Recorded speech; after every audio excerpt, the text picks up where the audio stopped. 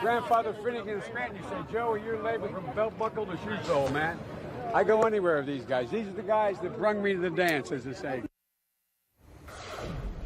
Belt buckle to shoe sole, Rebecca Berg. You are joining us live from Pittsburgh. And you asked the former vice president about an important topic for labor unions these days. What happened? That's right, Dana. Well, Joe Biden is now again speaking right behind me. We're at the Brotherhood of Electrical Workers here in Pittsburgh, a few hours after the parade that he marched in, the third time in 4 years that Joe Biden has marched in the Labor Day parade here in Pittsburgh.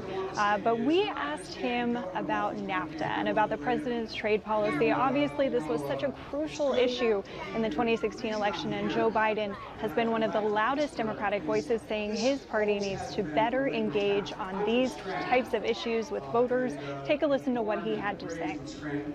Mr. Vice President, do you support renegotiating NAFTA? No, we always can renegotiate everything we have to make it better, but not the way he's going about this. Where do you differ from the president on trade policy? You don't have enough time.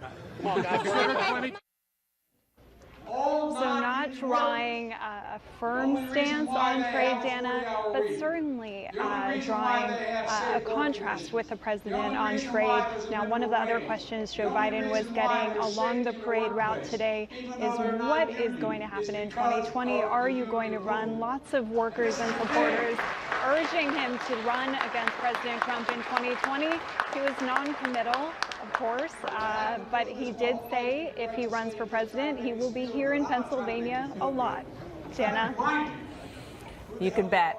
Rebecca, thank you so much for that report. Appreciate it. And, you know, let's talk about Joe Biden for a second. Look, it is no secret that he's wanted to be president. He's run. And as the president has frankly rightly said, when he has run his own campaigns, they haven't gone so well.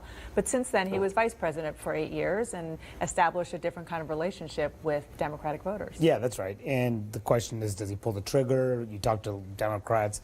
They're split about whether or not he ultimately decides to do it. I think he probably is also split about whether this is the right time, he's the right candidate. I think this presidential campaign is going to happen very quickly. It's going to take off soon after the midterms this November. You start to hear candidate after candidate making their intentions very clear that they're either going to do it or they're seriously thinking about it. And this is going to be just a huge Democratic field. It's going to be wide open, no clear front runner.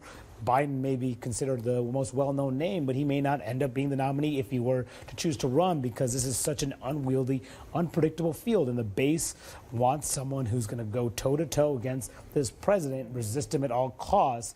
And the question is Biden that person, or is anybody else in this field? And it's just too early to tell. One of the 734 other people who exactly.